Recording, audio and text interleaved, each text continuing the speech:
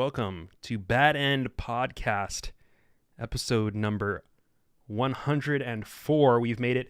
I am back this week with my co-host, Kyle. My name is actually Josh Calixto. Hello. I should introduce myself. I got Kyle Cookstill sitting right here. And we're going to talk to Kyle Hi. a little bit because this is a very special time in Kyle's life. We plugged his game on the show before, but we got to take at least a little bit. Let's talk about your game, Kyle, because some big stuff happened yesterday, and I feel like our listeners want to know about it, because I feel like we would talk about this on the show, even if even if there weren't. I would probably play my own game. Yeah, I would probably play the game that I'm making. Yeah. It was, before we talk about it too, I am talking to Gareth, Damian Martin of Heterotopias. They are working on Citizen Sleeper, and we're trying to get a little super culture cooking going. We might do a special episode where we talk a little about just game development stuff between me and Gareth, and maybe one other special guest you can look forward to. So look forward to that cooking maybe in a month or two. Unclear. What we're going to talk about was a lot, so I'm going to go on vacation for almost 2 weeks, so it won't be any time before that. But I'll tease that and say yes. So what today is, when we're recording this, is Saturday. On Thursday, we've sort of fully announced the video game I'm working on, which is called Cantata. We had a debut launch trailer, and we also announced our publisher partner. So we are being published by Modern Wolf, who is a great publisher. They really support kind of weird strategy stuff. Cantata is a turn-based tactical strategy game set in a spiritual sci-fi world. So they're a perfect partner for that. Kyle, wait, I got something for the video watchers. Bring it up, man. Yeah, it's a trailer. You can show it. So Josh is going to run this, but yeah, so basically we launched this trailer that you're going to see on the video. This trailer was part of IGN has an awesome indies event they did as part of Gamescom this year. And we debuted the trailer as part of that. That was really cool. And then at the same time, we launched a demo on Steam, which I don't know, this probably won't go live before the demo is over, maybe. I'm not super sure. But that'll be live right now on Steam. People are playing it. They're giving us feedback. So we've just sort of blown open the doors on everything. We've revealed not all, but a lot of the new character art, which was done by Artem Trakhanov, who you may know if you're a Superculture fan. He's the same guy who did the Disco Elysium podcast art, Savoir Faire. And he also did the art for the Berserk show that we're running, Idea of Evil. So if you like his art that he's done for that stuff, he is the lead character artist. He's the character artist on Cantata. He's not doing the pixel art. That is someone else named Bitterly. But Artem is doing all the character art. So if you like his style, definitely check out Cantata, because it is chock full of Artem goodness. No, sire. And yeah, so it's been sort of a wild ride since basically Wednesday when the demo went live. Oh yeah, the trailer's running now on the video. So yeah, this was his art. So we did it's actually crazy. This is a lot of people made this trailer happen. So Artem did the sort of art, the static art itself, and then we worked with an external trailer company that actually cut the trailer, and they actually sort of hand keyframed and animated a lot of this trailer. So any of the stuff that's moving, the trailer company actually straight up animated it, I was blown away, honestly.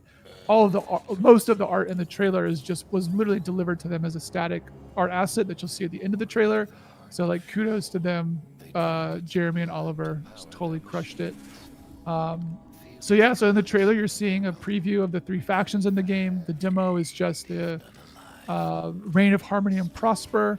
So there's 2 other factions on top of them, and you're sort of seeing previews of them in the trailer. You're getting a little bit of tease of the story. So the story is kind of like weird sci-fi, inspired by like Jeff Vandermeer and Anne Leckie. Sort of Dune as well, a little bit, but more like Jodorowsky Dune, less like Denis Villeneuve. Villeneuve. Dune. Villeneuve. Less no. less Dune, more like Jodorowsky Dune. So if that sounds like your jam, check it out. Wishlist us on Steam. So yeah, it's been wild, and I appreciate Josh pushing the podcast a few days so we could talk a little bit about it. No, yeah, it's been wild. It was just crazy to see the trailer and see this come to life, because it's like this has been obviously the thing you've been working on for such a long time. To see it start coming to fruition is just awesome. I feel like our listeners would love the crap out of this thing too. So definitely check out the trailer. Go and download that demo. It's a demo on Steam. Yeah, it's a demo. You can play it on Steam. It's a little tedious, but I will say the art is lovely, and you can get like a good hour out of it. And if you get tired of a bite, then I won't hold it against you. Kyle just slamming his own game. Listen, demo, man, dude. It's true. Listen, we had some really good feedback. I don't want to hide it. I will say the hope for the game, in part, that I'm very open about, is that people will come in for the like killer art, both the pixel art and the character art, and we'll sort of trick them into playing a supply management and logistics tactics game. So, I mean, also it's cool that you're like using this as a chance to make the game better. Like the demo feels very much like you're taking a lot of input and using it to create a better game, which is dope. You got a lot of people who are like giving feedback in there and stuff. So yeah, we got a Discord. If you want to get involved with Cantata stuff, the links everywhere. If you're watching this right now, we're doing a developer Q&A tomorrow. So if you want to check that out, 10 a.m. Eastern. But you probably won't, because only small number of people are watching this now. Well, in a way, you're kind of watching a developer Q&A right now. You are, right? Yeah. If anyone has any questions, I'll answer them. But yeah, man, it's been wild. It's been wild to just like have it out, but like both like have it out and then sort of seeing it be received in the world, especially because I think the demo really represents the sort of the full vision of what the game is supposed to be. And for a very long time, it was very hard to see that, because we needed more art, there was missing mechanics, all this stuff. So to see people actually play it and respond to it, and like even just like streaming it on Twitch is like totally wild. It's like people care, and they're like, I was watching someone who was like streaming it in German today because it's global. And that this thing's global too. That was the other crazy part, is that it's just live on Steam. So like literally anybody on Steam can go and find the demo. So more people have tried the game in the past like 3 days than, the whole lifetime of the game's development. So it's been wild. And yeah, we got written up in Rock Paper Shotgun and Destructoid and a few others, and they were pretty positive on the game. So I'm hopeful for a good launch. I think it will find an audience, and we'll do enough to like attract the sort of hardcore strategy people as well. So, well, I mean, you got the unofficial Cantata Street team. Got the unofficial Cantata Street team, yeah. Handing out promo flyers. Yeah. But yeah, dude, congrats. It's Thanks, awesome. Man. It's coming to life, and you already got so many people who are like just loving the art and loving what the game is. And I think it's like a testament to your great taste as exhibited here on Bad End Podcast. Thank you. Your discerning taste. So discerning taste. Yeah. Thanks, man. Yeah, it's been now I'm gonna go on vacation in like a few days. Just chill. Just like fuck off to the beach. So we pushed back a week because this lets Kyle record this episode before he goes on his vacation and then when he gets back. So yeah, take that well-needed rest, and we'll see you back in a couple weeks. I need it. Anyway, thanks for coming to Bad Empire. No, I'm just kidding. Let's talk about some other video games. Yeah, I mean, we were talking about video games, but there's other video games. I want to lead in with one that I don't know if you'll have enough to talk about, but it's also sort of Cantata adjacent, so it might be a good segue. Okay. Have you played Humankind? I have not, but I'm kind of interested, but the reviews I've seen make it seem very like numbers optimization-ish. Yeah, so Humankind is the latest game by Amplitude Studios, who you might know from making Endless Space and Endless Legend, and maybe one other I'm forgetting, but I think definitely those two. And they like Humankind is basically their, I think from their perspective, it was their answer to Civilization. So Endless Space was sort of like a Master of Orion space 4X type game. Endless Legend was like kind of its own thing. It was sort of like Civ, but it was way more focused on like tactical RPG stuff, which was really cool. And then Humankind is like very much them saying like we want to compete with Civilization. And let me tell you, Josh, playing Humankind, my biggest takeaway is like I'm just gonna play Civilization. Like it's very like I wish they would have like done more amplitude type stuff than like it feels like this feels like a step back where like Endless Legend was very sort of progressive in a lot of its ideas about what a Civilization like 4X type game could be. And this is just like, oh, it's just Civilization. There are some like cool sort of innovations, but none of them are really enough to make me be like, oh yeah, why would I not play Civilization? It's just sort of the same thing. So it's weird. It is free on Game Pass, so you can go play it for free if you want to try it out. But like as someone who like as we just discussed is literally making sort of a large scale tactical strategy game, I consider it imperative of me to play these things. And I was playing this one and I was like, I don't know. It is a lot of numbers optimization. It's a lot of like pick between these two options that have a flavorful name, but really just one of them gives you plus 2% and one of them gives you plus 1% and a plus 1% in another area. So it's like a big veneer around some sort of spreadsheet type spread shit. And it's pretty, like it is really nice, and some of the ideas are cool, but like if you don't like Civilization or Civilization style games, like this is not going to it's not going to sway you. Friend of the show, Cameron Kunzelman, made a point on Twitter to say like Humankind is a game for people who like were mad that they didn't use their whole brain on every Civilization turn. I think that's like sort of relevant because like every turn you're just trying to like optimize little numbers bonuses. And I don't know about that. Yeah.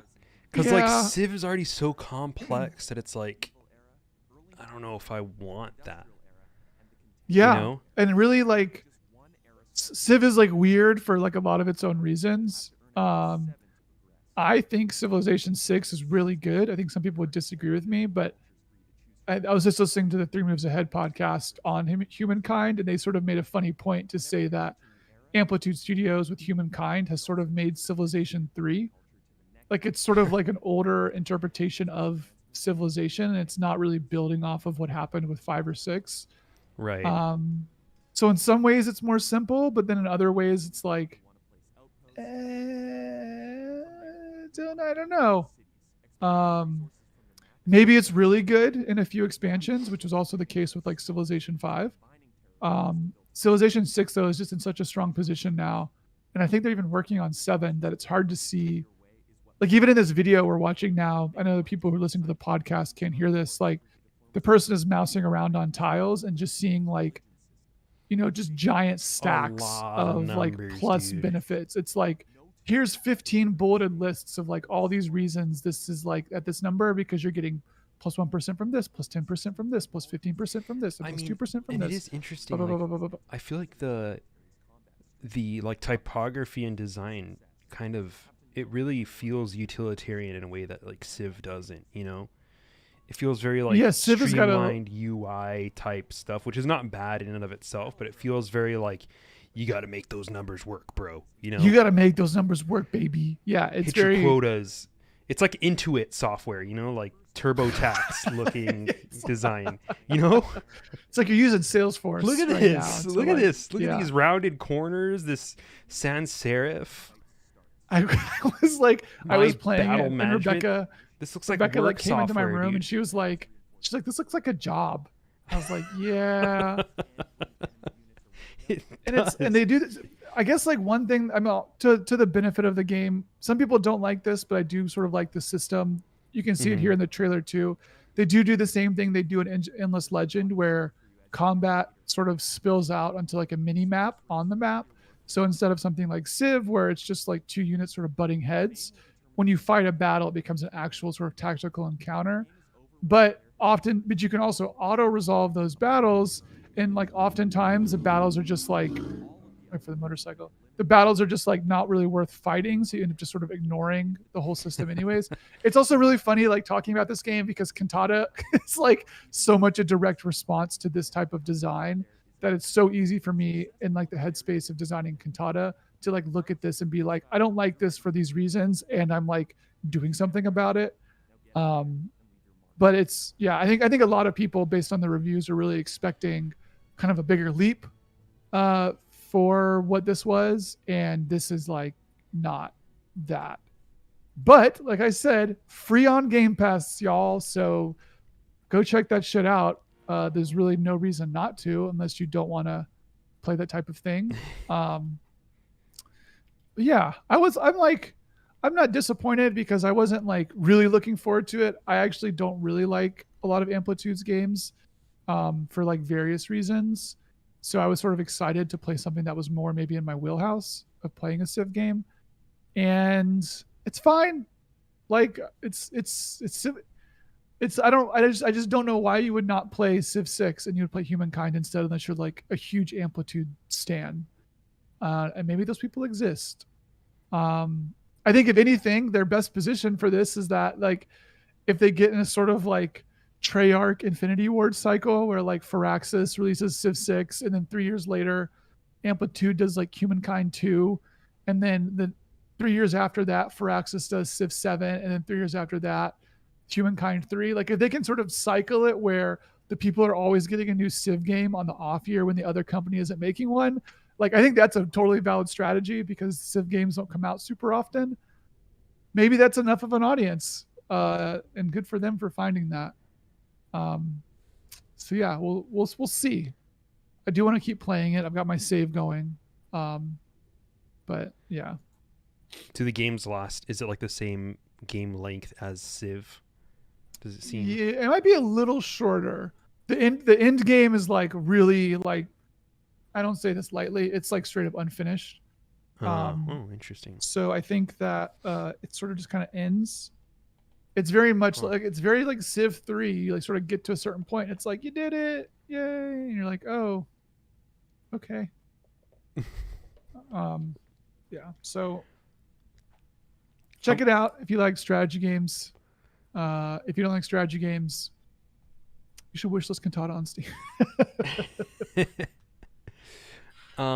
I played a game that we talked about a long time ago on this show. Oh, really? Yeah. What'd you play?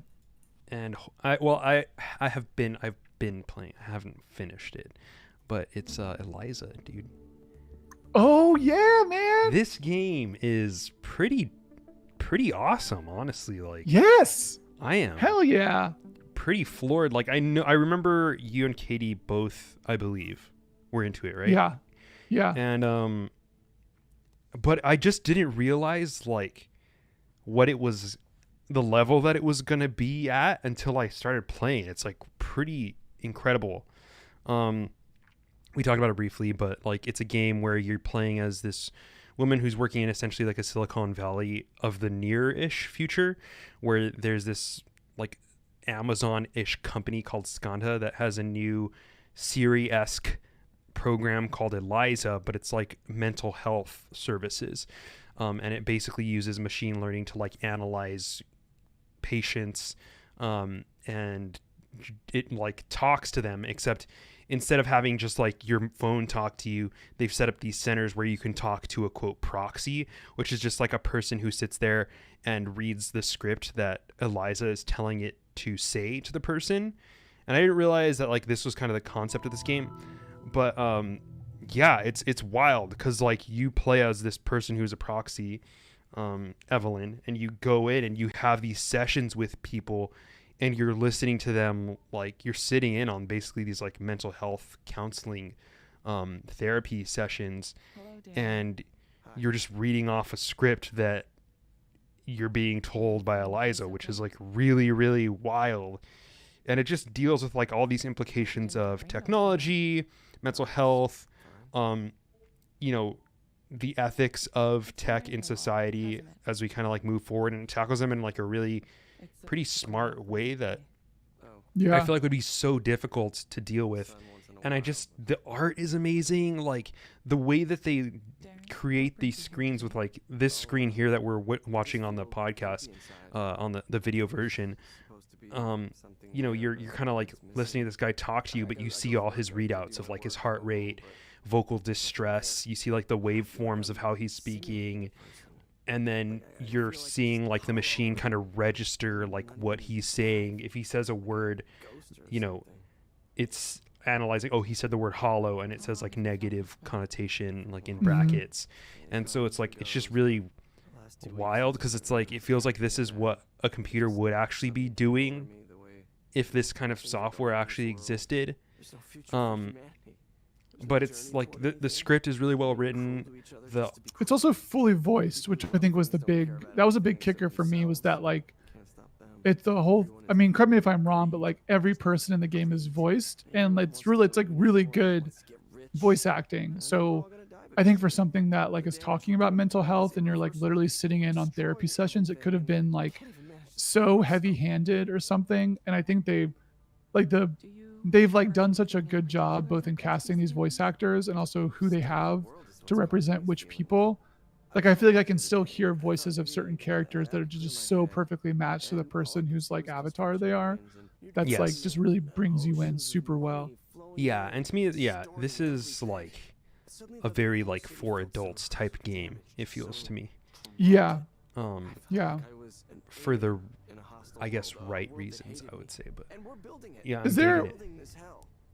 I don't want to spoil it necessarily. Is there like do you know who Evelyn is pretty early on? Yeah, sort of. Okay. I guess like, I don't think it's a spoiler to say it.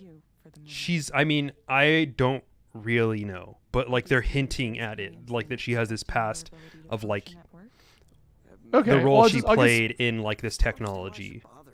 Yeah. Okay. So, yeah. I guess like at a high level, basically, Evelyn, the person you're playing as, was like involved with Skanda in some capacity. I won't say how. And I think like one thing that's also worth remembering is that Zach Barth, I think is his name, one of the lead people at Zachtronics, who made Eliza, like worked. He lives and works in Seattle. Zachtronics is in Seattle, and Zach specifically worked at Valve, who is like sort of notorious in the past few years is exploring like brain-computer interface technology. And so I think one thing that's happening, which makes Eliza so potent, is that the developer team that's working on it has sort of like very real knowledge and understanding of the way these tech corporations work, in a way that paints them in sort of a more morally gray area, which isn't to say that it's like Amazon's not bad. Like there's pretty clearly like some there are like moral lines that are discussed, but they're done with this sort of nuance that comes, I think, only from being inside the thing that you're critiquing. I think that's what makes Eliza so powerful, is that it feels like critique levied at like Silicon Valley from the mindset of people who have actually been in there and are like have enough distance to critique it. And Evelyn's character specifically, as someone who sort of has moved in and out of these companies, gives the game this ability to go to certain places, both from like a character perspective and thematically, that I think is just like, you only get that if you already know. And so like as someone like me personally, who's like been inside of not like huge tech companies, but I've like done the startup VC circuit and stuff, like a lot of what they're saying here rings like ultra true for how these things are perceived, and how they sort of move through culture, and as well as like the decisions these people are making. It's just the characterization is like so on point. Yeah, it really gets in the weeds with it, which I'm digging in. It like one of the things is that you're kind of dealing with at first is like, I hate that I have to read off this script. Like I wish I could just kind of talk to this person and just, customize the script a little bit to like make it more me or whatever. But then they're like, no, it's better to just, you're talking to your kind of boss who's just like she's drank the Kool-Aid and she's telling you like, everyone thinks that they could, play therapist, but like if it was that easy, therapists wouldn't exist basically. It's like it is definitely its own job, and like we have this machine that's like whole role is to like play it, but it's like at the same time you're like you get that, but at the same time it's like it does feel very inhuman when you're partaking in these sessions. But yeah, it has this really great sense of presence too, of like, man, I'm here and I'm experiencing this thing, and I have like a lot of weird feelings about it, and then you kind of process those after the fact. But yeah, it's a really dope game. I highly recommend checking it out. The other thing too, I'll say that is not apparent from if you watch any sort of footage of this game, the therapy sessions are actually like not the whole thing. Like I want to say the game takes like 4 or 5 hours to beat. Maybe it's like sort of short, maybe 3. I don't really remember. And like the therapy stuff is like 10 or 15% of like every scene in the game. Because I think that when I first saw the trailers and stuff, I was like, oh, like you're just doing therapy the whole time, and like it's gonna get in some weird like iRobot thing where you're like reject the therapy and break the third wall and save society, and it's like not that. The therapy is sort of just it's something that you do, but it's part of this like larger tapestry, both of other things that are going on and other people and other characters. And the therapy stuff just kind of puts you, it like sort of centers what you're doing and puts real stakes to the sort of human angle of a lot of these like moral discussions about technology. But it is not like a game about like overcoming the machine to like help people or whatever. Yeah. So I think that was like caught me by surprise, and I think it's worth knowing if you've seen the trailers and you're like, I don't want to sit in therapy sessions for 4 hours. I have great news. You don't have to do that. So there's like a lot of other stuff going on. Yeah, it's like a visual novel with therapy sessions. Yeah. There's a lot of different like establishing environments and places where you talk and people you talk to, and it's got a nice variety. But I think we can move on to the big one I think we want to talk about this week. Oh, it's sort of relevant. Which is 12 minutes. Woo! Yeah. What you got for me, Kyle? The first thing I want to say is that I was sad to miss when we talked about telling lies, because I feel like a lot of my same like I have a lot of similar frustrations with telling lies that I did not get to air on this podcast, that 12 minutes fortunately for me also commits the sins of. So interesting okay. Did you finish 12 minutes? 12 minutes? Yeah. No, I got so tired of it. I literally I think about halfway done and I was like, fuck this. And you got like a bug thing that prevented I think I might have got a bug, but like let's take a step back. Okay. Josh, what is 12 minutes? 12 minutes is a sort of point and click, I guess. I wouldn't call it an adventure game because it takes place in a single room. But it is a time loop game, which is not really a spoiler. I feel you figured that out very early on. But because, each loop is 12-ish minutes. Well, the first loop is probably a lot shorter than that because you're going to fuck something up. Yeah. But you are this guy who gets home from work. You're with your wife, and this is going to be a little bit into spoiler territory, but again, just stuff that you figure out on the first loop. But you're kind of eating dinner with your wife, just talking about stuff, and a cop comes into a guy calling himself a cop. I mean, it's very clear that the dude does not look like a cop. He comes in and he's like, "Get your ass on the ground." He like tells you to.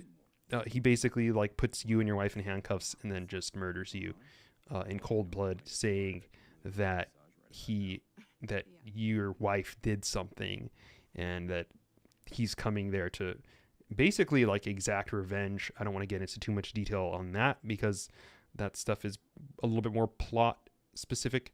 But yeah, he comes in, he kills you, and then you wake up walking back into the apartment the same as you did the first time, and you got to play the whole thing over again and try to break out of the time loop. That's the game.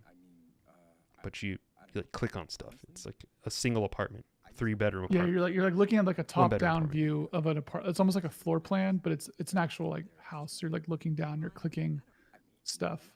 Yes. I don't know where to start with this game. Do you have any opening thoughts? Oh man. It feels like dinner theater or like a college play. You know what I'm saying? Yeah. Where it feels like, very like even like it's funny to say Chekhov. It feels sort of Chekhov-esque. Yeah, it's like people who really respect art and the theater, and they've got like very highfalutin ideas about things, and they want to like create an effective story and talk about the human condition. But it's like so kind of like ham-fisted and like trying to so hard to the point where it's like, yeah, I don't know. I don't know. And a lot of times it feels like it's kind of just being edgy for the sake of being edgy. Which there's nothing wrong with being edgy, but it doesn't work for me a lot of the time.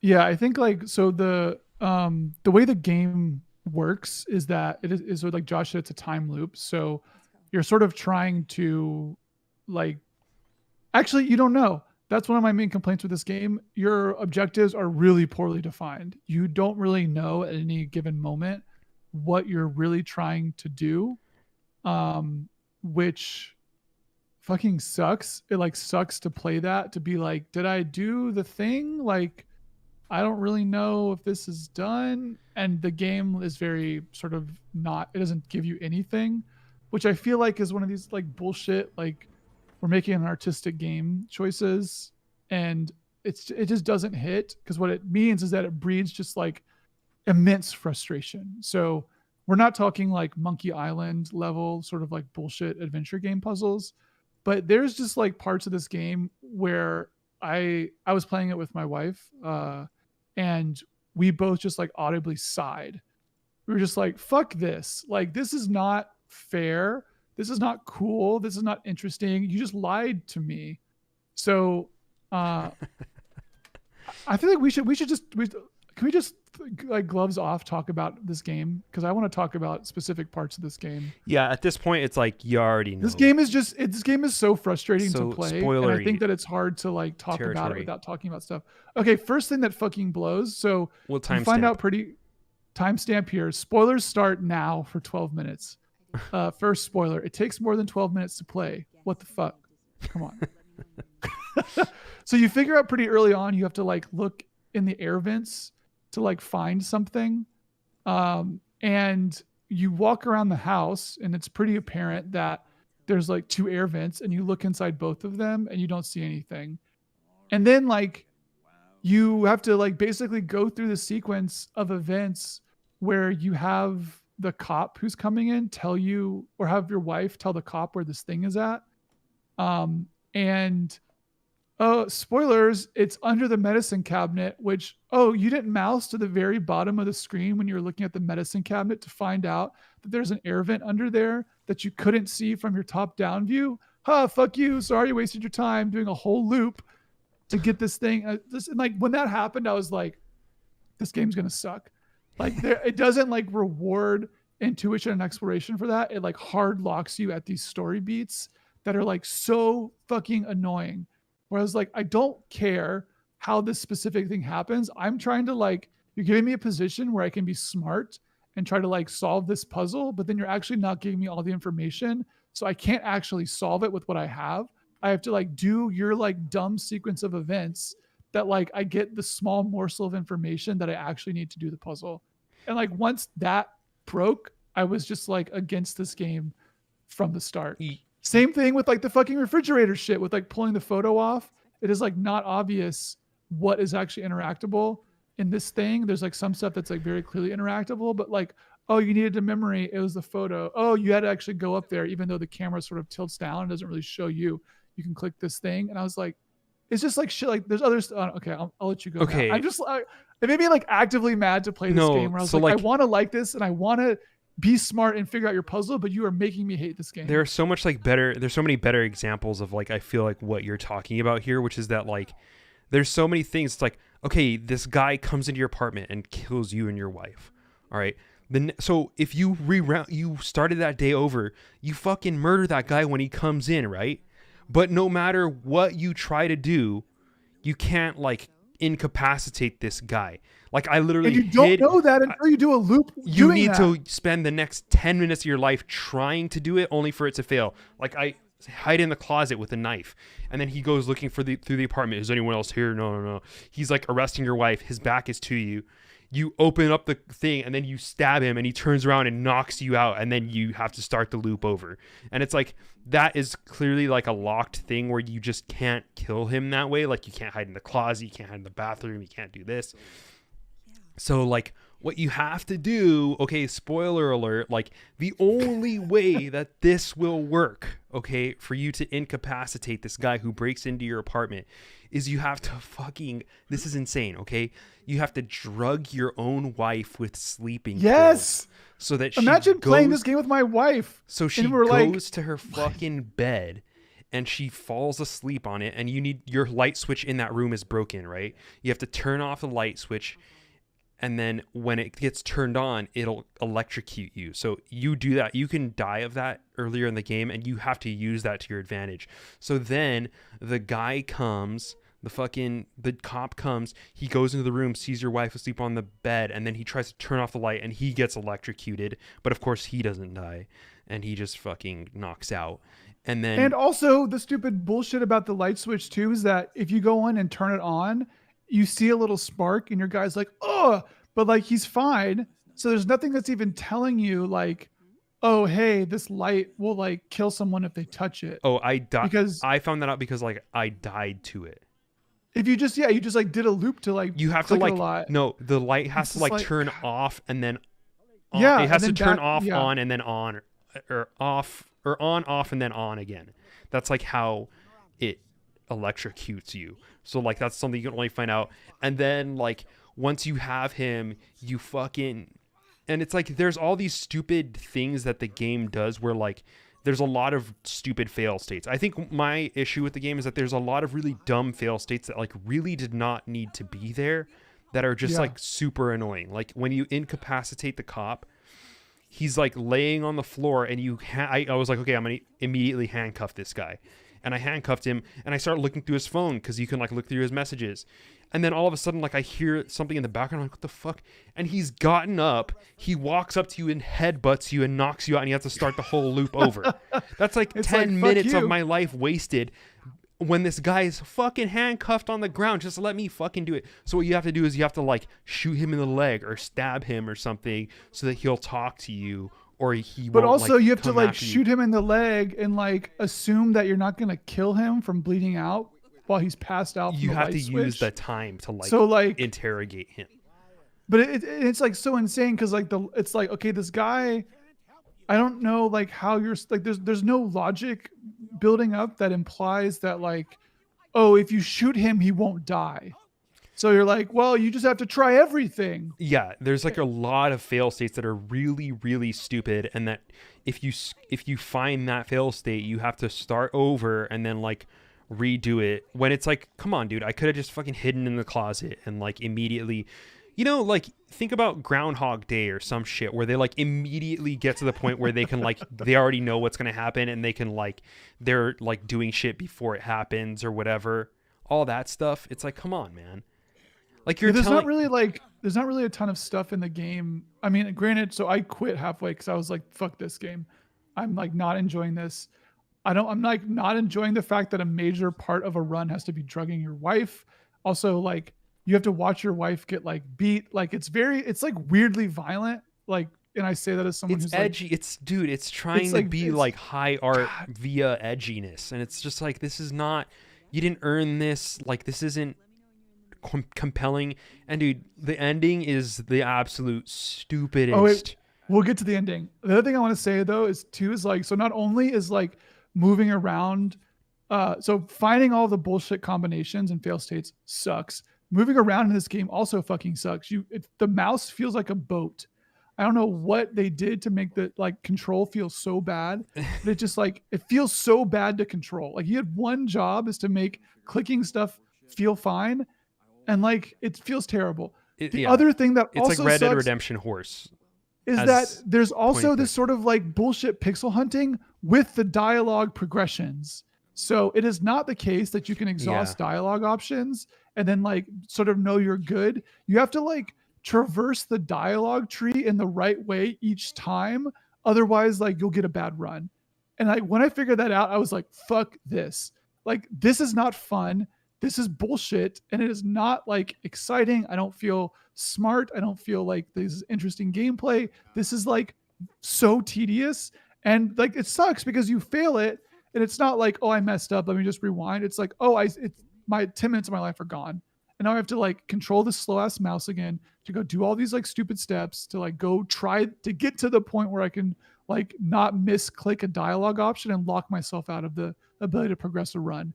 And I was like, fuck this. I'm not going to continue playing this game. Yeah. And based on the ending, I feel like that was a good choice. The ending is absolutely just stupid. I was just playing this game going like, are you fucking serious right now, dude? Like, this is really what this shit is. It tries to like Fight Club you, basically, you know? And it's just like not, it's just dumb, you know? Where it's just like they're throwing twist at you just for the fuck of it, you know? Like first, okay, this is really spoilers, okay? You find out, oh, your wife is the one who killed her father. And you find that out, and it's like, but you're still doing the loop, and it's like, well, why the fuck am I still here? And then it's like, oh, actually, her dad didn't die when she shot him. He survived, and then someone else killed him. And then it's like, oh shit. And then it's like, oh, you do more loops, wasting your time. And then it's like, the person who killed him was actually the stepbrother who's been like disowned. And then you go even further. And then you find out, oh shit, I was the stepbrother all along. So you're fucking married to your sister, dude.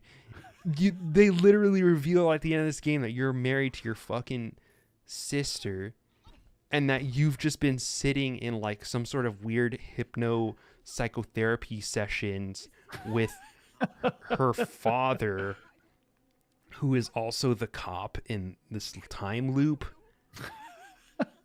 And dude, this is all fucking real. This is how this game goes. I know it's like it's just so stupid. Because another thing too about this is that like all these like dumb little next step plot beats at like each point it feels like the game is done, and that's like what's also annoying is that there's like literally nothing compelling you to move forward through this game, especially because it fucking sucks to play. So it's never like, oh, I like my little box in the top left says I haven't solved the mystery yet. It's like, oh, I think I figured it out. Also, this game sucks to play. So like, is it over? Because I don't really want to, I feel like I did it. And you're just like, I haven't seen credits yet. So I guess I didn't. And then you're like, well, what do I do? And it's like, I don't know, try stabbing your wife, I guess. Like, it's fucking stupid. It's like, it's so like, it's just actively annoying to play this game. And the thing that sucks is that this thing could be very cool. Like, I think that Josh, you brought this up on the Discord. Like, I think that from a bad end perspective, we want to see more shit like this, but like, we don't want to see this. Like, don't do this like bullshit stuff where you're like, I don't even know, like every rule feels like it was broken and not in like a cool way. It's just like all this stuff is just annoying and tedious. And it's like, that's the thing, man, like, is like, I want this to be so good. Like, I was so excited to play this game. Like this game has been in development for a very long time. Like Rock Paper Shotgun has been like from high praises singing this game and like whatever state it's been for a very long time. And so it came out, I was like, finally I can fucking play 12 minutes. And like, Jesus, this fucking clip we're watching. What the fuck? Yeah. Yeah. Coconut says, this sounds so fucking stupid. I'm glad you just got in on this. But it's like, honestly, there are parts of this game where I was like, damn, this is really cool. You know, I think like, especially toward the beginning when I was like, I'm able to like, you know,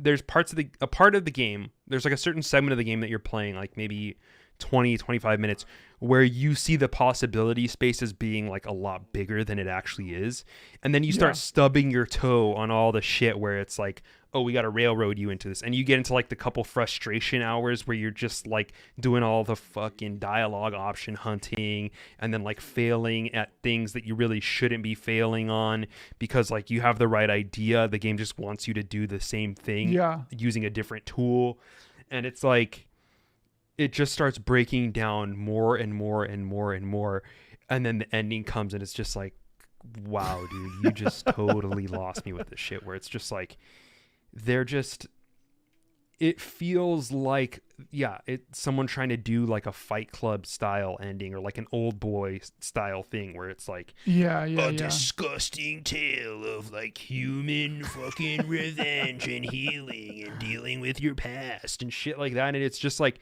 it hasn't earned any of that, not just because the gameplay isn't very good, but because, or I don't want to say the gameplay isn't very good, because like there are certain mechanics that again like feel really neat to be interacting with it at the beginning, but the execution is just like kind of not there with it.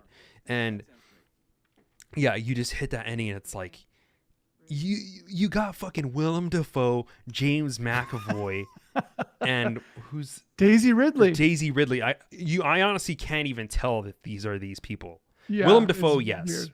It's very clearly Willem Dafoe. But like everyone else, I'm like, I was like, is James McAvoy supposed to come later in this game? Because I feel like he has a pretty distinctive voice, but I was not hearing James McAvoy in there, you know? But it's just like, you got these people for this fucking game and you had them do this knockoff fucking Old Boy shit that's just like not interesting, and it makes no sense, the ending of this game. It's just like there's no rhyme or reason to it. It's just being edgy for the sake of it, and it's just I don't know, man. I'm really like I would play 10 more games, like 12 minutes, then I would like play some other like bullshit like Ubisoft thing. But it's annoying that like this is the thing. Like, because the formula is really compelling. Like, and it actually reminds me a lot of like really old school like Flash escape room games, like Crimson Room or something was what I was like really thinking about when I was playing this. And it's like stuff like that was really compelling because it's like you have a scene that sort of changes in front of your eyes as you understand the possibility space of the thing.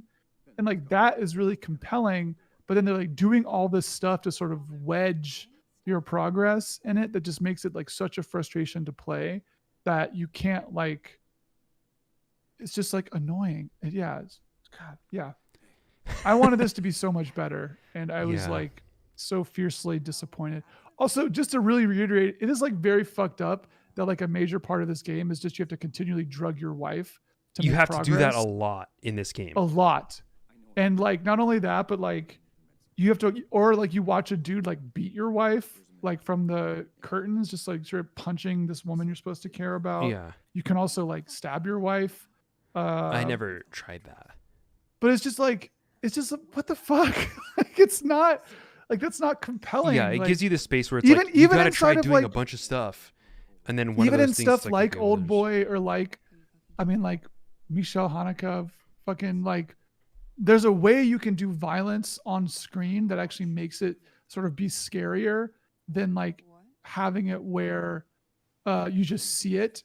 And this game is like, if you look at it, it's fucking edgy. And you're like, no, like I don't need to see this dude punch my wife to know that this is scary. And if anything, it makes it feel more cheap. And it also makes it feel sort of like less violent in this weird way.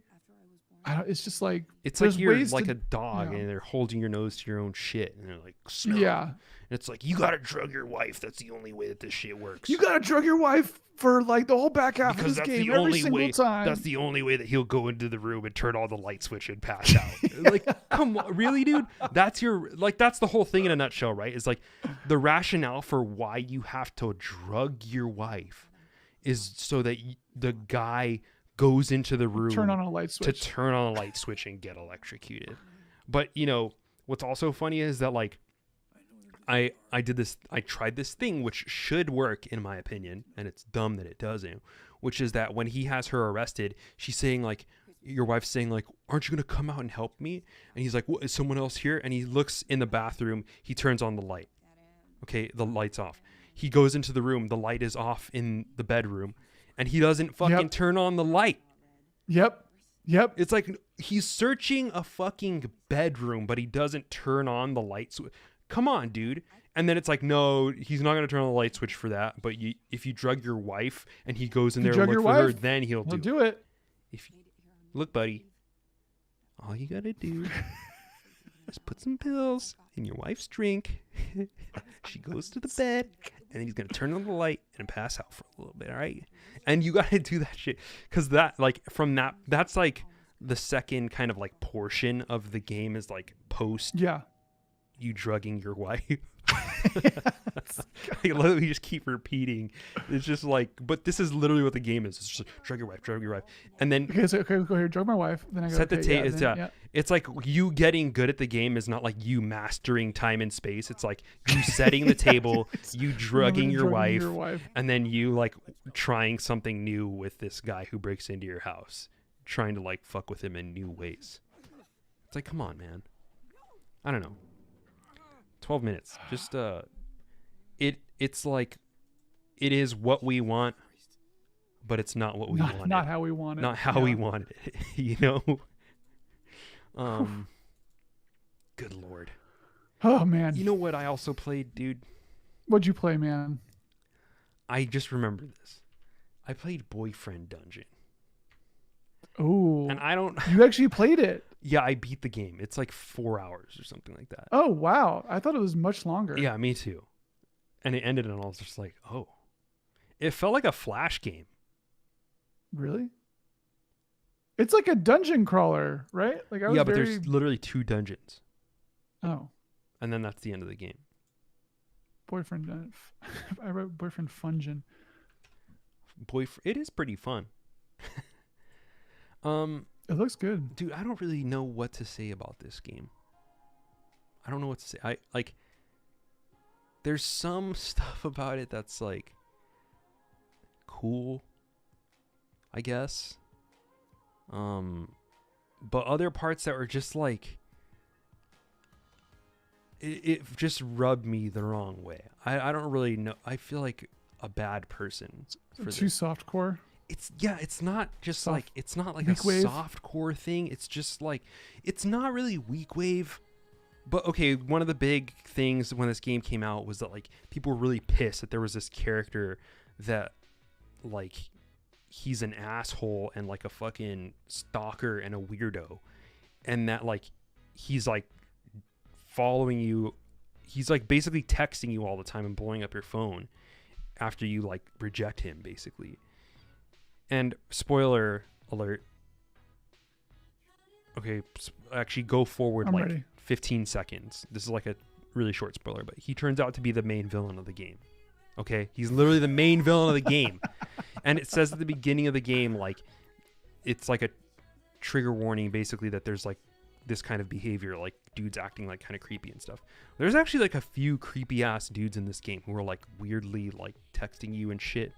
And just like really emotionally laying it on thick.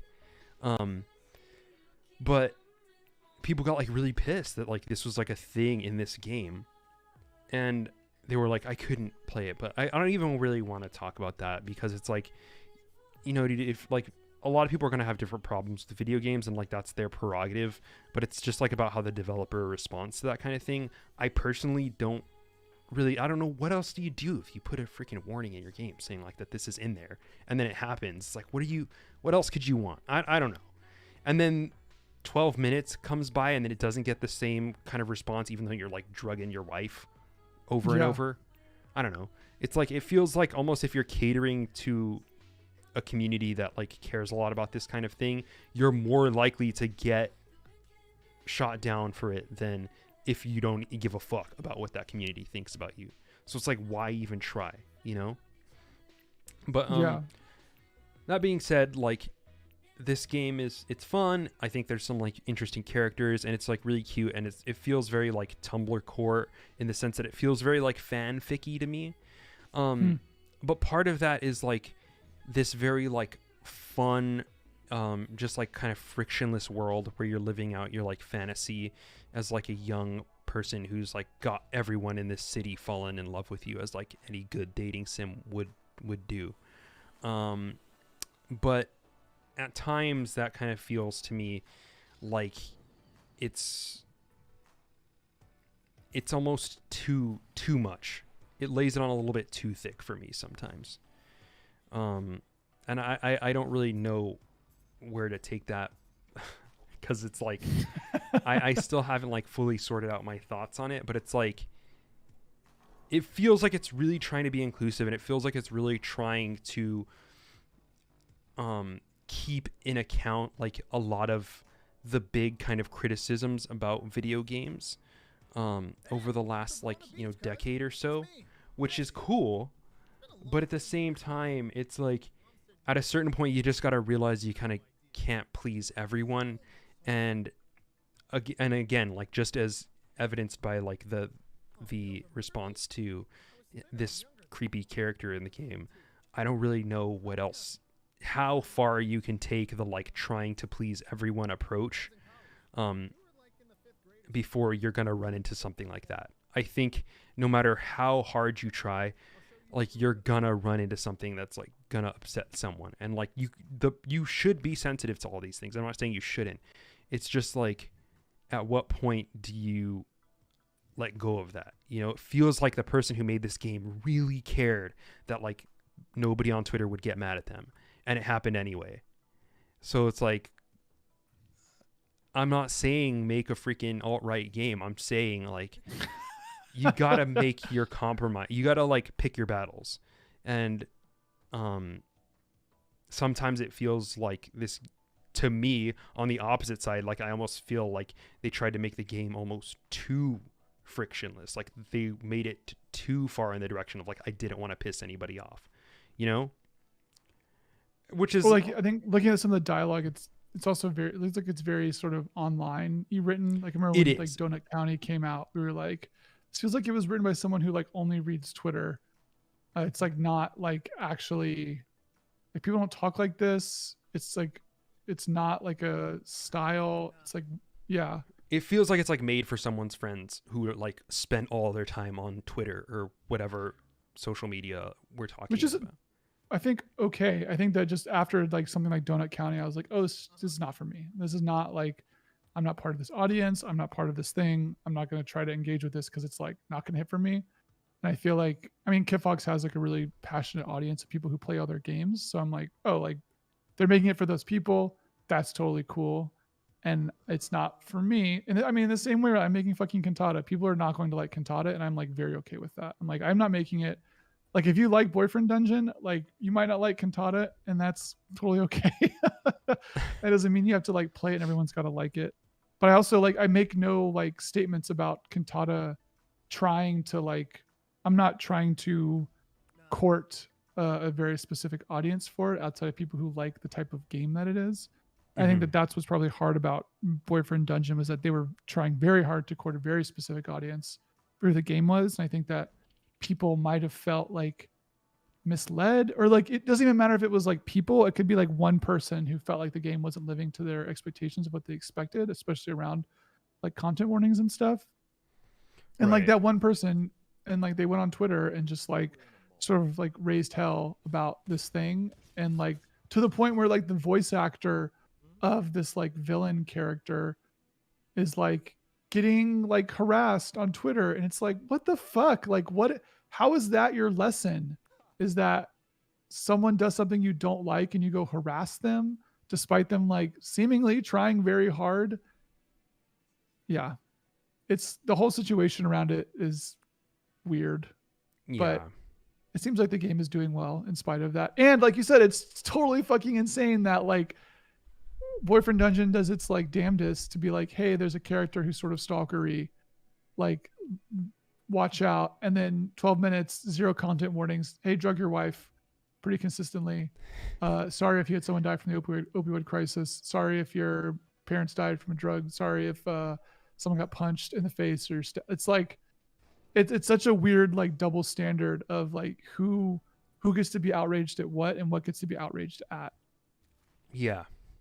And I think that's what really sucks, especially for someone like Kit Fox, where they would never say this online, right? But like looking at something like 12 minutes and being like, what the fuck? Like, why is there literally zero anything about that game doing its like insanity for how it treats its humans in its game, and us trying so hard to like be nice and kind who get all the shit? And that's, that's fucked up.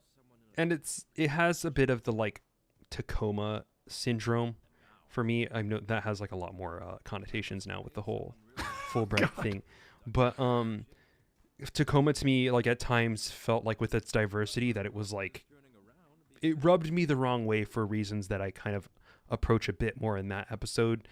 I don't want to like kind of retread them here as much, but there's like a lot of very diverse guys that try to woo you in this game. Like there's this like, Hispanic looking, dude here who's hitting on you, and he's got like a 6-pack and he's got like a kind of goth vibes, long hair. One of the people who hits on you is literally a K-pop star. And they're talking about like, yeah, like my agent has like a bunch of tracking like stuff on me to like monitor how much I eat, and it's a big problem. And he like comes to you with all his like K-pop star problems, and he's like offloading all his like, yeah, like all the body standards are like so difficult and stuff. And it's like, okay, like it's cool that you have a diverse cast of hot guys in this game, but I'm like,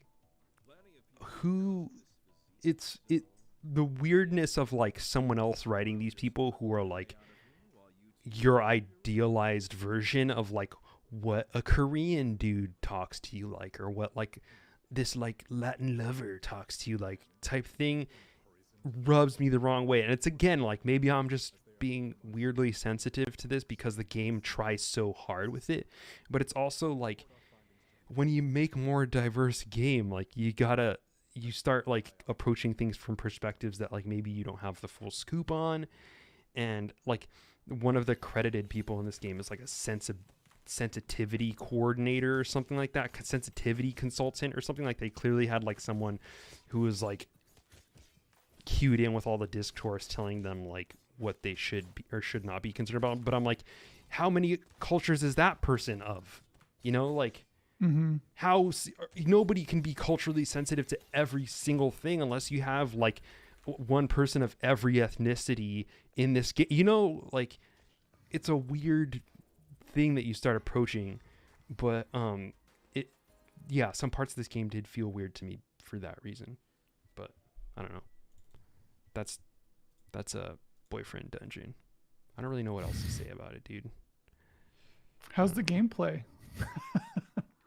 It's it's a bit heavy, a bit clunky. What's their cultural sensitivity power level? I'm not sure. I'd have to replay the game. You go to LinkedIn. You go check them out on LinkedIn. But there's like gear, there's leveling. Each boyfriend manifests as like a sword. So like you take them into the dunge, DUNJ. And yeah. But there's a lot of very like dating texting in this game, which is Did you see that? You got dudes blowing up your thread? phone. Like, hey baby, you see that doing? Thread on Twitter that like there's like some famous couple got divorced, or this dude announced that he was like leaving his wife. I saw like 10 of these this week. Like, and there's one of them was the guy was like, you don't know what it's like out here, man. No. People out here talking about pegging. You know what a group chat is? Okay, never mind. What? I feel like that's, yeah. Part of me is like, I wonder, I mean, granted, the people who made this game, I think I do know some people who worked on this game, and they're all like older, like our age. But I also wonder, like, could you actually make a game about like dating? I guess maybe you could. I couldn't. I'm like, I don't know what is how do you make a fucking dating game in 2021? What does dating look like? People still use Tinder? Like, I don't know. Maybe we're just old, and like this really hits with like 16-year-olds. You could. That's what I said. I'm pretty familiar with that scene. Yeah. More than I would like to be. Do you feel like this game accurately represents your experience dating? No, absolutely not. You're telling me the women you date don't turn into swords that you take into the dungeon? Figuratively speaking, perhaps. I don't know what that analogy stretches out to, but you guys do the math on that one. I don't know. I don't even have anything in mind for that one. But yeah, I don't know. I think like there's also a tradition of like fanfic here that is definitely being catered to that I'm not really privy to, or like I've never really had that like. But you did like Paradise Killer, which I feel like is very adjacent to what I've seen at Boyfriend Dungeon. But it's also like Paradise Killer is also like not trying to be like super earnest about it, you know? And it's through this like disconnected lens of the end of the world and demonic power and shit like that, which I really liked about that game.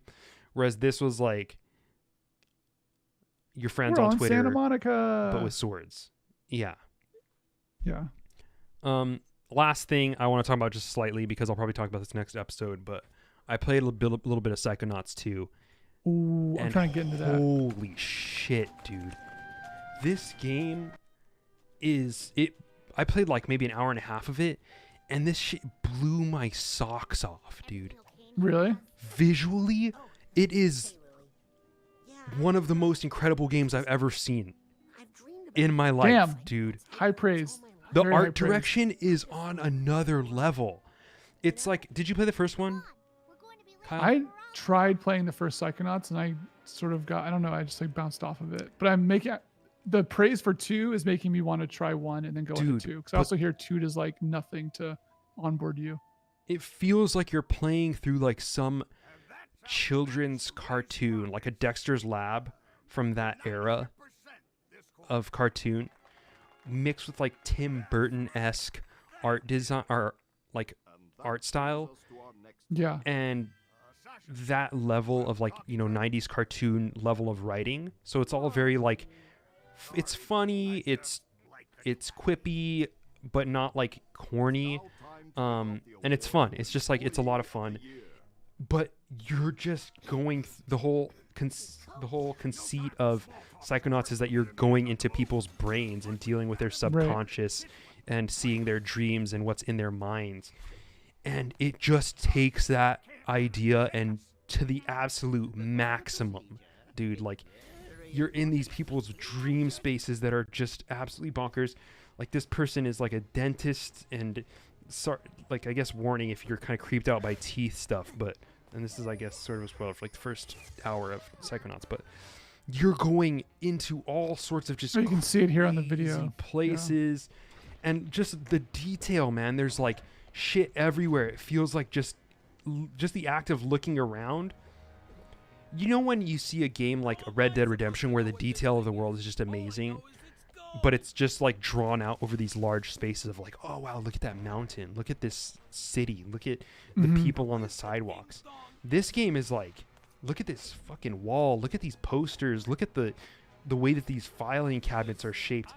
And even within the first hour of this game, it was taking me to places that I was just like in absolute awe about. Like, I'm in someone's subconscious. I'm like tying people's thoughts together. The gameplay, somewhat clunky. It's like action platformer with some combat along the lines of like a Crash Bandicoot. No, it's way less linear than like a Crash Bandicoot. Maybe like a Jak and Daxter type thing.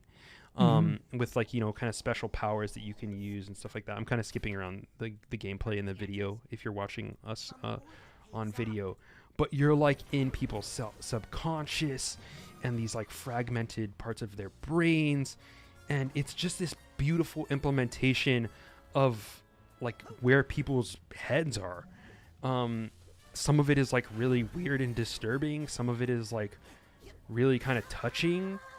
But all of it is just amazing to look at. And I feel like with the first Psychonauts, that was, you know, you've said this a lot about how Zelda Breath of the Wild is like this is what Hyrule Field actually is, you know? Whereas right. if you think about like Ocarina of Time, you go onto Hyrule Field and it's like, wow, it's a big field. But it's also like an abstraction of what a big field actually looks like, because they didn't have the processing power at the time to actually create a humongous field. But when you go into it in Breath of the Wild and you actually, this field is actually massive. Like, it would take you 20 minutes to run across this field. It hits you in a different way. That's what this game is to Psychonauts 1, where it's like, oh, like you're in people's subconscious. Like, that's so cool. But it felt like just like a video game, like a normal video game platform. Right. But this is like, it really feels like this game at the drop of a hat could take you anywhere if this person's mindset changed in like the blink of an eye. You will go from like the recesses of someone's mind into like a very specific memory of like a specific time. And it is constantly throwing these changes at you. And it's also like Paper Mario / like Mario Odyssey-esque in that it feels like when you've seen one environment, like it'll go into like back of a hospital, back of an ambulance, traumatic memory, into like a casino in the same person's mind. And like you will probably never see that ambulance again, you know? Yeah. And like you're just constantly jumping from thing to thing to thing. And I just gotta say, this game, it's absolutely blowing my socks off right now. I'm excited to try it. That's like an hour and a half in. It is on Xbox, or it's on Game Pass. So I mean, bing bang boom. I haven't even seen this shit. This is wild. Apparently there's some kind of mini game right here. I've literally never seen this. It's wild, dude. I don't really know. Look at this. I'm excited to check it out, man. Look at this art direction, just like dude. It's like super. I also wonder, like, because I don't know. Double Fine stuff has never really hit for me. I've like really appreciated them and like their whole vibe, but every time I play their games, I'm like, I don't know. I'm not like about it. This one feels like, I don't want to chalk it up to the thing you were saying where Psychonauts 2 is like they finally have enough processing power to do something interesting. But I do feel like that might be working in their favor here, especially because like Tim Schafer's whole creative direction vibe like is sort of like detailed and like almost like wet and like globule and fuzzy and stuff. Like there's like, even just looking at the trailer, right, the forms that we're seeing in a lot of the environments are like very soft, which means like a lot of polygons. And he doesn't think in like, it seems like his art is not so much like, you know, Half-Life 2 source engine like brutalism, which is very easy to render on a computer. You don't need a lot of processing power to make like a skyscraper look interesting. You do need a lot of, if you're pushing like a ton of soft curved triangles and shit, like it do need plays a out perfectly computer. in this scene, this environment right here, like that you're looking at. So like everything we're looking at here, everything is like soft, curved, rounded edges, which is just like at a baseline, it's going to cost you more for like a processing power perspective.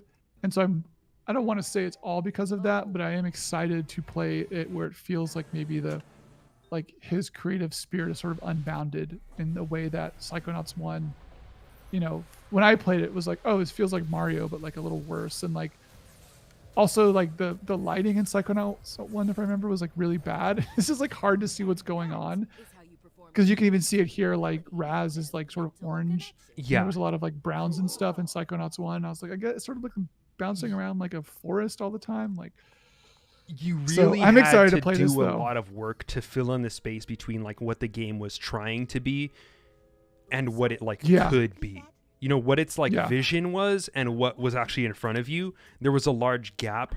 But if you could do the labor in your brain of like filling that gap, if you had the imagination space there, it was a very cool game. But even then, it was like clearly not everything that it was trying to be, because it couldn't. Right. The tech wasn't there. The resources for them to do that kind of experience weren't there. And Psychonauts 2, like right out the gate, feels like holy shit, they're doing it. And I was not expecting that at all, man. I'm really not lying to you. Like Psychonauts 1 was one of those games where I was like, I love the concept, I love the idea of this game. And then when I played it, I had to kind of acknowledge the fact that it wasn't like what its promise was. And this game feels very much like it is, which is a really pleasant surprise to me because I was not this hadn't even registered on my radar this year as something that could do this, because I feel like there hasn't been much marketing around it or something. But they did like a Kickstarter, I think, like forever ago, and it's sort of been just like slow boil in the background. And they got bought by Microsoft too, so I think that it's probably been like a very low burn for a while. Yeah, but it is wild. It is wild, man. That's exciting. I mean, I've seen a ton of positive praise for this game, so I'm excited to give it a whirl. Yeah, highly recommend checking that one out. But that's all I got for y'all this week. I played one other game that I might play more when I'm on vacation that I just want to briefly mention. Mm-hmm. I played Starbase. Do you know about Starbase? No, I do not. Starbase. So Starbase is, I don't remember what the company made it's called. I want to say it's by Frozen Byte. I could be wrong. But so Starbase is Obsidian Ant. Yes, this is the game. I don't think it's by Obsidian Ant. That's the streamer. Lol. So Starbase is like, I'm trying to think of the best way to describe this. This is not a perfect analogy, but it's almost like Valheim in space. So Starbase is being worked on for a very long time, and went to early access like a month ago now. Frozen Byte. And it's it's Frozen Byte, yeah. So it's sort of like it's kind of like what you might have expected Star Citizen to be a bit. So the game is in space. There are space stations. We're seeing that on the video now. And the thing is that you can build your own ships, and there's a player-driven economy. So it's a MMO, all one universe, sort of like Eve, but everything is in real time, and you're building your ships with minerals and shit that either you or other players have mined from like the asteroid belt that's around the planet that you sort of are close to. So you're like literally building ships in space that then you can go fly around with other people, but in sort of the inside of like a player-driven economy. So like you only have stuff to buy in the marketplace if people are sort of making them, mostly like raw materials and stuff. But the other thing that we're seeing here is that the sort of scale of building is like totally insane. So there's a sort of mix of like voxel engine tech for the ships combined with sort of mesh deformation stuff. So ships, like when they get shot, actually sort of like break apart and they like lose pieces and stuff. And also the way you build ships is like you're literally like laying out beams and like running cable and wire to like hook up engines that need fuel from fuel rods. And you have like controls that you have to map with like programming stuff actually to like controls to control your thrusters.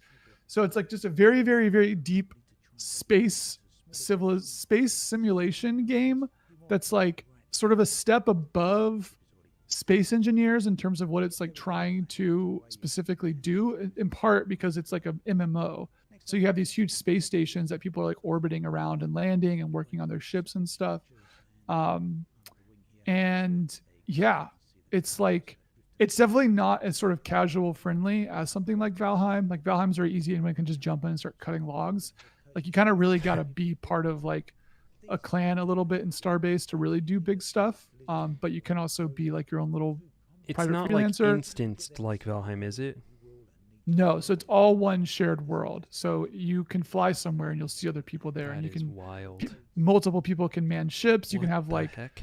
You can like build a fucking Millennium Falcon where someone's like manning the turret and someone's flying it. Like there's tractor beams. It's like it's sort of wild. And like these games might imagine, there's a very passionate, sort of engaged community with it. And like there's PvP and stuff, and you can also like players can build their own stations, so you can actually start setting up trade networks with like other guilds and stuff. So it's really what it really is that it's sort of taking something like Eve and saying like, well, what if you were actually like a person inside the world of Eve, and not in the way that Eve has tried to do that in the past, which I know they have tried to do. This is like you're flying the ships, you're building the stations, you're running the economy. It's not this like weird turn-based tick thing when there's a lot of people like in Eve. It's very much like sort of centered on you as a person and the ships that you can build or crew. So it's totally wild. Like it works, which is sort of insane. And Yeah, it's quite the thing. I think it's doing pretty well on Steam. It's one of these games where like no like gamer publication is necessarily going to write about this because it's like sort of too simulation-y, even as it's not super simulation-y. But it's one of these games that has like a huge audience that just like nobody talks about. So I've been sort of enjoying playing this a little bit when I can, hoping to play it more on vacation. You can mine asteroids as this person's doing on the video now. So literally just like went into space, pulled up to an asteroid, got out of the ship, and like floated over the asteroid and is hitting it with a pickaxe. And now he's going to like gather the materials which go into the storage on the ship that you have to fly back to the space base to then cash in for money, et cetera, et cetera, et cetera. Yeah, it's like almost like a Minecraft in space too. Yeah. The yeah. Comparison. I see where you're going with that. Yeah, it's not a perfect comparison. It's like the cross between like Eve, Valheim, Minecraft situation. Whoa, that's sort of where we're at. Massive space base, dude. Yeah, holy man. Crap. Okay. Wow. Space. Starbase. Space. Not base. Starfield, which is the Bethesda game. This is Starbase. Star Citizen. The Frozen base game. Also not Star Citizen. It's sort of like Star Citizen. But you can build your ships. But it's out. And it's out. You can play it. And you don't have to pay $100K for a ship. Nope. You just got to pay $30 for an early access game. Or $40? I don't remember. It's funny seeing this like at the beginning of this clip. It was like the person just like chopping up a ship with a chainsaw or like a circle saw. And remember when like Red Faction was the whole thing was like you could destroy destructible everything environments, like that was like a whole thing for like a generation. It was like, man, someday you can break stuff in a video game. Imagine that. And now it's just like you got this freaking game I've never heard of that's just doing it like casually. It's a great time to be a gamer. You know, if you're into the fanfic scenario, you could go just do that whole thing. Hell yeah. That's her. Yeah. But yeah. Okay. Yeah. Fun. Kyle's got a dip. I gotta run. But thank you for tuning in to Bad End Podcast. I think we're gonna wrap up here. Yeah. This has been Bad End Podcast. Kyle, great to have you. Of course, man. Glad to be back. Glad to have the Cantata out in the world. People playing it. Hopefully I'll have more. Look forward to the game development episode. We'll do it at some point. We'll talk more about all the fun, weird stuff with game development. But yeah, man. Glad to be back. All right, man. We'll see you in a couple weeks. Glad to take a vacation. Again, enjoy your break. We are Bad End Podcast. Thanks so much for tuning in, folks. You can find us on Twitter at Bad End Podcast. You can find us on email. You can email us at badendpod@gmail.com. If you want to support us, you can do that on Patreon, patreon.com/badend. That'll get you access to the Superculture Discord. Thriving community of great folks. I played tennis with one of our folks from the Discord a few weeks ago. Yeah. Nice. It's just a cool place. Meeting people online is like from the internet is like such a trip, isn't it? You know? This person in particular, like I pulled up and this guy is like tall. He looks like just like a pro tennis player. And I was like, I thought this guy was just like there. And he's like, oh yeah, I'm here. And I was like, oh shit, you're the guy. You're the guy from the Discord. I'm like, this guy listens to Bad End Podcast? What? That's wild. Federer listens to Bad End? Who knew? Everyone from that I've met from the show is like seriously great. Like just really fun people to hang out with. So if you want to meet new people, it's a good place for that. We do have a lot of hangouts in real life. We've been doing a lot more recently too. But yeah, join that. Support us. Superculture Network. We got a bunch of other podcasts: Bullet Points, Funland, Heterotopias, Superculture Review. What am I missing? Nothing? Idea of Evil, the Berserk podcast. Well, yeah, Superculture Review. Idea of Evil is part of the Superculture Review. Anyway, we will see you in a few weeks. And until then, later, skaters. See you, everybody.